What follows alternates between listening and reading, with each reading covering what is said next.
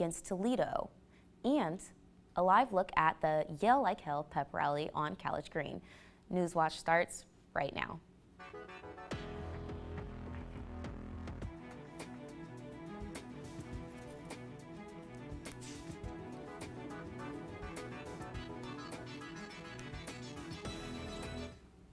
Good evening, I'm Silver Barker, and welcome to Newswatch, your source for news impacting southeastern Ohio.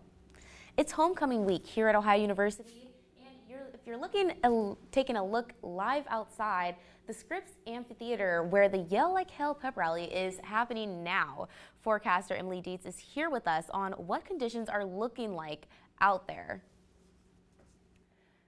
Good evening. Right now we're seeing temperatures about 75, so it's a little bit on the warmer side of things. We've seen an increase in humidity over the past couple of hours and those overcast skies. Earlier this week and earlier today, we saw a lot going on with this high pressure that you're now seeing along the East Coast. That's been really feeding a lot of these clear conditions we've had earlier this week, but now things are changing. We've got a bit of a cold front developing over to the west right now, and that's going to produce a lot of rain for us this upcoming evening. But if you're anticipating going outside and enjoying the Yell Like Hell pep rally, you should be in the clear. We're anticipating this rain coming in around 8:30, 9 o'clock. You might see an off and on little sprinkle until then, but the big bulk of this green that you're seeing, we're looking at that coming in later this evening. So if you're going to be out and about, make sure to grab that umbrella. Make sure you grab your rain jacket because it's also going to be a little on the chillier side of things. We're looking at an overnight low of 60 degrees with, again, those 90% chance of showers. Be sure to stay tuned for my full forecast to look at how this rain is going to impact you tomorrow and this cold front this weekend. Back to you, Silver. Thanks, Emily. An Ohio University student who was reported critically missing earlier this week has been found safe. Ohio University police confirmed Matthew Wallace, who went missing Monday night, took a GO bus in a safe in Columbus. OUPD worked with Columbus law enforcement and other local law enforcement partners across the state. From sunrise to sunset today, United States and Ohio State flags are being flown at Half Street to honor the life and service of Senator Dianne Feinstein, who died nearly a week ago at 90 years old. Governor Mike DeWine ordered all public buildings and grounds throughout the state to stay at half-staff to honor the long-standing senator's legacy. The oldest member at the time of her death, Feinstein was a trailblazer for women in politics for more than 30 years in the U.S. Senate. Ohioans can now be fined for texting and driving. The distracted driving law that passed back in spring has become fully effective. Since April, there's been a grace period, but now Governor Mike DeWine says motorists caught holding their phones can be issued tickets and face points on their licenses. There are some exceptions, however, like holding your phone while stopped at a red light or while using GPS. DeWine says he thinks the law is already working because distracted driving crashes are down since the law passed. Ohio Republicans are pushing for a bill that would require students to use the facilities that correspond to the gender on their birth certificates. House Bill 183 demands that both K-12 and college students use bathrooms and locker rooms matching the gender assigned at birth. The Ohio House Higher Education Committee recently heard from the bill's sponsors, including State Representative Adam Byrd. Byrd says, quote, "We can't have people on separate buses, men on one bus, women on another bus, but I believe that this bill recognizes the fact that any restroom or locker room is uniquely private," end quote. The bill mentions that schools would be allowed to set up single occupancy facilities at the request of a student due to special circumstances, but no funding will be provided for that in this bill. More than 200,000 children child care programs across the country lost funding after 2 years of receiving federal subsidies. Part of the largest investment in child care in U.S. history, the monthly payments ranged from hundreds to tens of hundreds of dollars. The funding that ended this week was meant to stabilize the industry during the COVID-19 pandemic. Child care providers say ending it puts at risk millions of children and their families. A survey from think tank The Century Foundation found half of providers are threatened in 6 states, including West Virginia. More than 75,000 unionized employers of Kaiser Permanente, one of the nation's largest not-for-profit health providers, are on strike. The striking employers, who work across several states, are represented by a coalition of 8 unions that comprise 40% of Kaiser's total staff. Ivan Rodriguez reports on the latest details of this strike, which comes at a time of heightened labor activity across the country.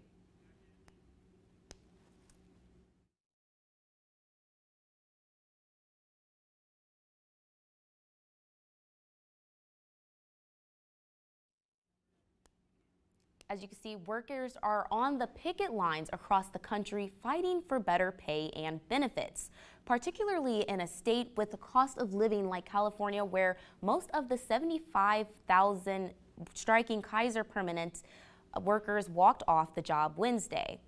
And as you can see, people there in their cars because they have to travel 2 hours to get home. As you can see, we're seeing patient care signs as well. The union is asking for across-the-board raises, job protections against outsourcing and subcontracted workers, updates to employees, retiree medical benefits, and more notice when people working remotely are asked to return to the office, among other demands. The strike is intended to last 3 days. However, a longer, stronger strike may come in November if a deal between the coalition and Kaiser is not reached after this effort, according to communications from the largest union in the coalition.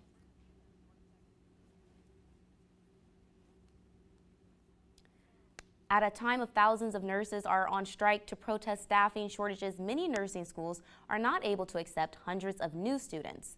The reason not only is there a shortage of nurses in clinical settings, there is also a problem with having enough nursing professors to teach them. According to the American Association of Colleges of Nurses, more than 78,000 qualified applicants were turned away last year. Even in schools that have enough nursing faculty member, there are often not enough clinical placements for existing students. In hospitals, people who train new nurses have strict limits on how many students they can supervise at a time. Aggravating the existing shortage, many nurses were burned out during the pandemic and left the profession entirely. The U.S. Department of Health and Human Services is pumping more than $26 million into an effort to train more nursing faculty to help address the problem. It's National Depression Screening Day, and new research is shining a light on the importance of diagnosing this mental health condition and how effective screening can help identify people considering suicide. In Health Minute, Mandy Gaither has a look at the study and how it could change how doctors look at suicide prevention.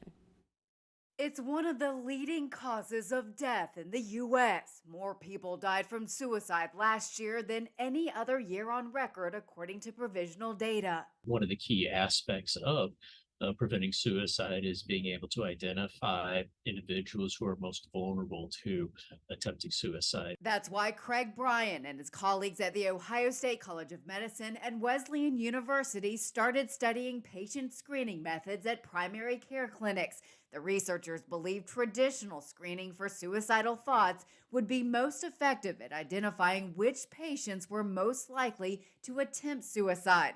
But that wasn't what they found. The key finding was that the most effective way to identify patients who would eventually attempt suicide was to screen them for depression. The researchers found that screening for depression correctly identified more patients who would go on to attempt suicide than traditional suicide screening. Primary care healthcare providers should really be focusing on identifying patients who have depression, and then that might serve as a gateway for determining who might need additional treatment and intervention to prevent suicide. For Health Minute, I'm Mandy Gaither. The researchers hope to study screenings more in the future. This study involved military primary care clinics. They'd like to research civilians in other healthcare settings to see if their findings are replicated, in a quest to find out if combinations of screening methods and interventions can help prevent suicide. Stay tuned after the break. I'll speak with Post reporter Donovan on issues facing the Athens Fire Department. It's time to break out your jackets. Things are going to cool down this weekend. Find out more when Newswatch returns. Elon Musk has one rule: never be constrained by the rules. He considers that internet world a battleground where anything is fair game. I thought he'd be a good owner. I thought he could get stuff done. Since Musk took over, what would you say your main findings have been? Number one, I would say harassment has increased. I really can't emphasize this enough. We must protect free speech. Define free speech. Where are the limits and what are the trade-offs? Tuesday at 9 on WOUB. This is the PBS Video app. Install it on your phone, tablet, smart TV, or other streaming device, and use it to access more of the PBS shows you love. But if you're looking for even more shows to binge like this, or early access to shows like this, then look for this icon. That's the PBS Passport icon, and it means that video is part of PBS Passport.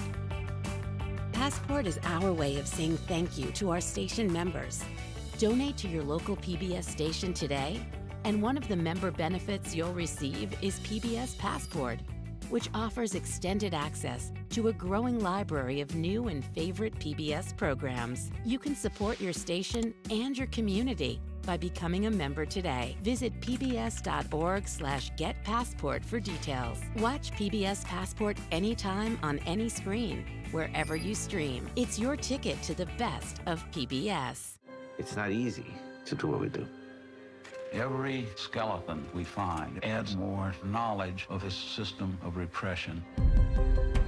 Nos encontramos en presencia de otro terrorismo, el del Estado. A través de la reconstrucción de la vida de una persona, contribuimos a esta justicia. There's a lack of accountability. In some cases, there's cover-up. También tenemos que poner nuestro grano de arena para que esto salga a la luz.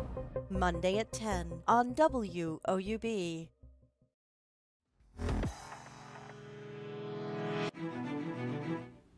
If you've taken a walk through Athens, chances are you may have heard of a fire alarm. There's been an increase in these alarms over the last couple of months, and the Post, Ohio University's independent student-run newspaper, caught into it. Assistant news editor Donovan Hunt is here to talk about his story on effect these alarms have on the Athens Fire Department. So for the Athens Fire Department, is there a limit to, how many firefighters can be on duty at one time?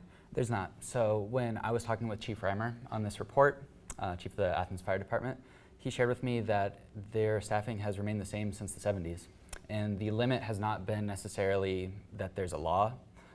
It's been more that there have been tax cuts that have been imposed. Okay. And since 1966, OU enrollment has drastically increased, and the amount of fire runs have increased as well. Mm-hmm. What can you tell us about that? Yeah, so one of the things we looked at also was the last 2 weeks, or the first 2 weeks of classes and the fire runs that they did there. And what we found was the majority of the fire runs, slight majority, were to Ohio University buildings. And of those, the vast majority of those were to dormitories. So we're seeing a lot of Ohio University fire runs, and just increasing the student population will increase the amount of fire alarms that get tripped because of the amount of students that make mistakes, whether that be burning popcorn, setting a diffuser near your fire alarm. So once you have that low staffing, it can kind of put a stress, is what Chief Reimer shared with me. Mm-hmm. Now, in your story, actually, you mentioned a fire fee, mm-hmm. right?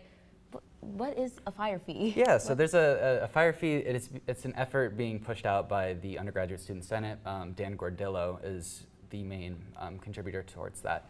And his plan is to give a $50 fire fee. It goes to all students, similar to the student legal fee. You can opt out if you want. It goes at the beginning of the semester, and proceeds to that will go towards fire staffing and fire education. So you can opt. How do you opt out though? Like, do you just sign something? It's done through your student center. It's the exact same way it's done with your legal insurance or through the legal fee that I mentioned earlier. Okay. And now, why is this so important? Why are they putting this and implementing this for this fire fee? Yeah. So with the tax cuts, it's kind of the only thing they've had to increase this, is what my understanding is from Chief Reimer. Now, the important thing to note is it won't make an immediate impact on the staffing. They're not sure exactly if it will if it will continue semester after semester, since students can opt out. So if they hire someone one semester and then 50% more students opt out the next semester, they'll have to lay that person off. So it might take a while to get through that. Wow, that's incredible. Thank you so much for that, Donovan. Yep, thank you. If you want to read the full story from Donovan, go to thepostathens.com and take a look under the news section.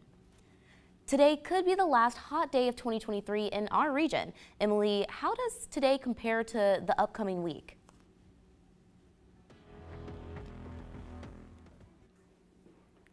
Yeah, well, this week has been pretty hot so far. If you've noticed, we've seen a lot of clear skies, a lot of sunshine, and right now it's about 75 out with overcast skies.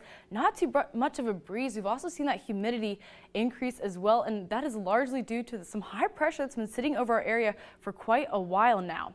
Now this high pressure is really sitting right along the east coast, and if you notice over to the west, we've got a bit of a cold front starting to develop as well with a low pressure system, and that cold air is going to butt right up against to that warm air and cause some convection and cause that rain to really start forming in these clouds that we're starting to see move over Athens.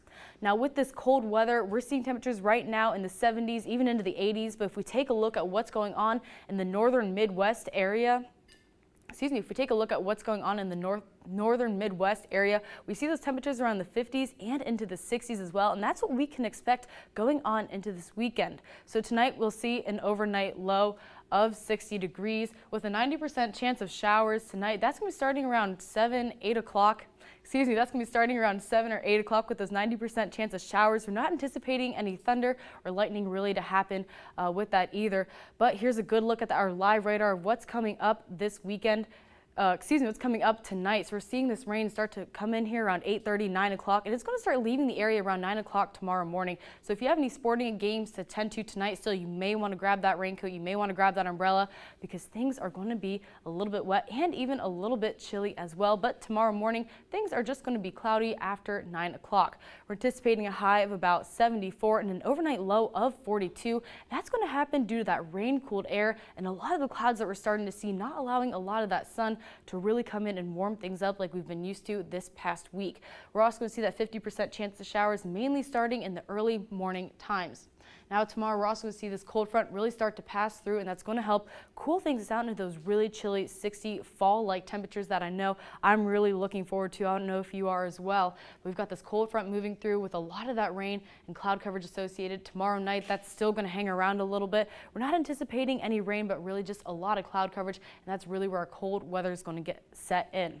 Now if you're looking forward to homecoming festivities this weekend, this may look a little daunting to you. Ohio looks pretty green and looks a little bit rainy, but fortunately for us down here in southeast Ohio, we are right on the edge of that. So we are anticipating a decent amount of cloud coverage. It's going to be pretty chilly as well since this cold front has really completely passed over. We may see a pop-up sprinkle here and there, but for the most part, a lot of this rain is going to stay in central and northern Ohio. So it's going to be nice for us on Saturday as far as rain goes. Temperature-wise, it's going to be chilly. We are dropping about 20 degrees. We're looking at a high on Saturday of about 57. So make sure if you're planning on attending that parade, if you're planning on going to the football game or any other homecoming festivities, you grab that jacket because we're also seeing an overnight low in the 30s for the first time in a couple of months. And this cold weather is here to stay for a while. Sunday, we're looking at mostly cloudy skies, high of 56, so very similar to Saturday. Overnight low of 41, so very similar, very close in that temperature. And Monday, another chilly day, setting us up for a nice fall chilly week. Coming up, we take a look at Ohio soccer's matchup with Toledo. And for the latest from Newswatch, check us out on Instagram, Twitter, and YouTube. We started the so-called bebop movement. From bebop to hip-hop. And especially jazz. Enjoy how the great Max Roach turned the drummer into the lead and his music into a call for civil rights. We do use the music as a weapon. Be here when jazz drummer, composer, activist Max Roach reveals how the drum also waltzes. Max Roach wasn't trying to be anything. He was already it. On American Masters. Friday at 9 on WOUB. This is for you. You got grit, I can tell you're never gonna quit. No, not even for a split second. Counting all your blessings. You got personality like Christmas got his presents, and I like it. Yeah. I always want to create something that's going to mean something. That's fabulous. And I like it. Yeah. Dare me to do something. Don't stop, honey, gotta do your thing. I like it. Don't stop, honey, gotta do your thing. I really want to show the world how beautiful our culture is. There was more similarities than differences. It makes us happy. It makes us feel good. Yeah. So spread those golden wings. We're gonna shine like the stars. Got the It is part of our unique story. All of us together. This is our special time. I like it. Salute, babe. Honey, gotta do your thing. We're going intergalactic. Don't stop, honey. We're going to make memories. I like it.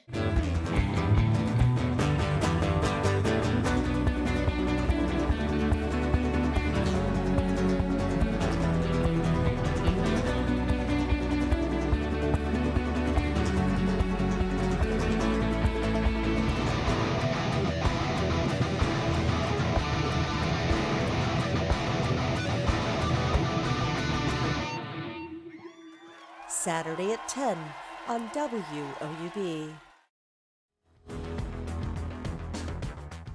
Welcome back to Newswatch. I'm Dylan Westmeyer. Ohio soccer just wrapped up a match with Toledo a short bit ago. The Bobcats fell to the Rockets with a final of 1-0. The Bobcats struggled offensively, only getting one shot on goal in the first half and only 2 shots on goal in the second half. Toledo was able to take advantage early and put a goal in the 21st minute. Ohio's struggles on offense leave them now at 4-6-2 overall and 2-3 in MAC play. Toledo now jumps over the Bobcats in MAC rankings, improving to 2-2-1 on the season and 5-5-2 overall. Catch the Bobcats' next matchup on Sunday as they travel to Kalamazoo to take on Western Michigan. Heading into the convo, Ohio hosts 2 MAC opponents back-to-back nights. In just a couple of minutes, Ohio will face off against Northern Illinois. The Bobcats are coming off a series split with Buffalo last week, and the Huskies, they sit at 5-11 overall and are 4-1 in MAC play, winning their last 3 matchups. On Friday, the Bobcats will host the Western Michigan Broncos, and the Broncos, they're a dangerous team in MAC play right now. They sit at 14-2 overall and 4-0 in conference play, including a 4-game win streak over MAC East opponents. This is a huge weekend for Ohio as they could cement themselves as MAC East contenders. Tonight also marks the second meetings of Athens versus Alexander High School volleyball. Tonight's game could have a big impact in the TVC Ohio. Now let's get the reason why. Nelsonville York is currently sitting in first place in the TVC Ohio with an undefeated conference record of 9-0. Behind them, there sits 2 teams. The Alexander Spartans secured the 2 spot, and Athens. In their first meeting earlier this year, Athens was able to win, and at the time the 2 teams were tied for second place, but the Spartans won, and Alexander have held on to that 2 spot ever since. Athens is currently in 3rd in the conference, but if they're able to bring home the win tonight, they will improve to 2nd in the Ohio. Now you may be thinking to yourself, 2nd isn't 1st, and you're correct. However, Athens and Alexander are Nelsonville York's last 2 conference games. If both of those teams could take down NY, whoever wins this game could take a share of the top conference title. It's sure to be a good one, and as it always is, and Ace Nation will keep you updated on Twitter throughout the game. And if you guys want more on the game, check Ace Nation for their game recaps. Moving on to Ohio football, after a week off, the Bobcats travel back to Pruitt Field to take on the Golden State Flashes. The Bobcats took down BGSU in their last outing 38-7. The Bobcats hope to continue their 4-game win streak and keep their perfect MAC record alive. Kent State is coming off a 23-3 loss against the Miami Redhawks last week. Coach Tim Albin spoke on the matchup. The tight end is dynamic now. I mean, he's 44. He is the best in our league, and we're going to have to know where he's at. He's better than the 3 that we saw Iowa State. He's better than 81 with San Diego State. We're going to have to know where he's at. They do a good job with moving him around, and they do a great job with play design for him. I mean, he's a guy for him. They do a really good job building things around.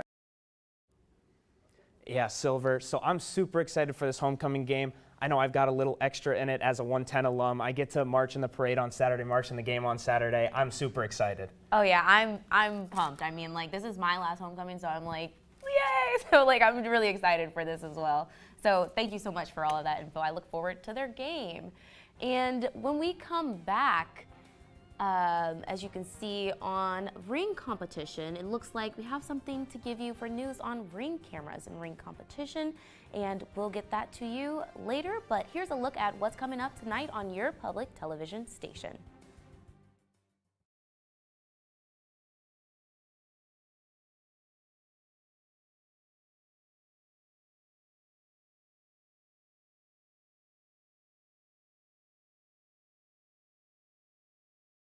Next time on Antiques Roadshow, we're looking back at Hartford, Connecticut, where experts answered many puzzling questions. My question and the big mystery here is why they were never played with. Who would have made this? So I was hoping for a big name.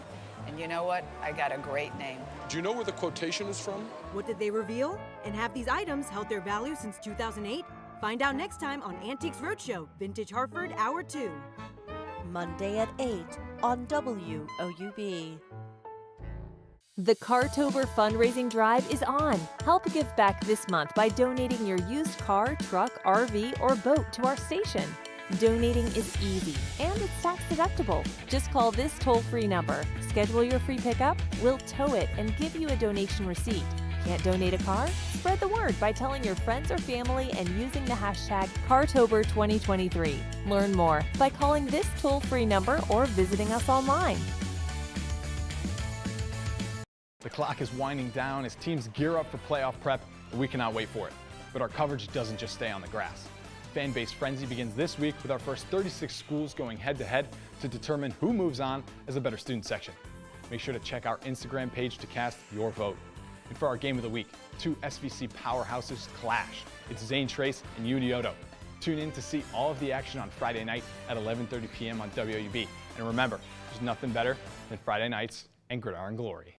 Well, ain't there a skeleton in my closet, huh? On Finding Your Roots, David Duchovny. I have a sense of place that I didn't have before. And Richard Kind. All of this speaks to I did not get here alone. A family's perilous journey. I always just thought it was luck, you know? And hard work ends in foul play. He was murdered. No talk of this in your family. None. Tuesday at 8 on WOUB.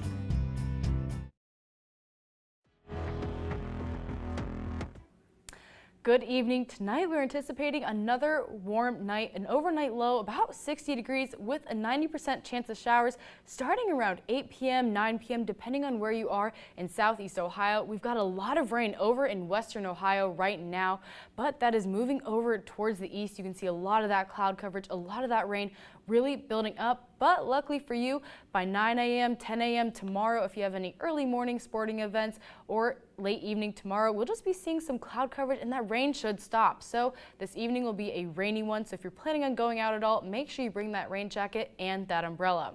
Tomorrow, however, we'll see a high of 74, so slightly cooler than what we've been seeing, largely due to the cloud coverage and the rain-cooled air, and that 50% chance of showers is mainly for the morning hours. Overnight tomorrow, we're going to see a low of 42, and Saturday we're going to see a little bit of cloud coverage, not too much rain we're anticipating, but it is going to be a pretty chilly day, about high of 57 on Saturday. Oh, that's amazing. Yeah, I'm really looking forward to these fall conditions. It's I love October, fall. It's time for fall, the leaves are changing, and it's going to be in the 50s, so time to bring out the jackets and the sweaters. I know what you guys are excited for. I'm ready for the jackets. I will be wearing my 110 jacket loud and proud this weekend at home. There you go. Do you believe the truth is out there, maybe even on your doorstep? If you can prove it, you could win $1 million. The doorbell camera company Ring is holding a competition. It's asking people to capture evidence of extraterrestrial life on their Ring devices. Of course, the company says a space expert will review submissions to look for proof. Skeptics can win too. Ring is also offering a $500 Amazon gift card for the most creative fake. Wow, that's amazing. Oh, well, that does it for our broadcast this evening. Thanks for watching. For Emily Dietz and Dylan Westmeyer, I'm Silver Barker. Stay tuned for the PBS NewsHour coming up next. And remember, you can find the latest news anytime at WOUB.org. Have a great night. Let's leave you with a look outside College Green.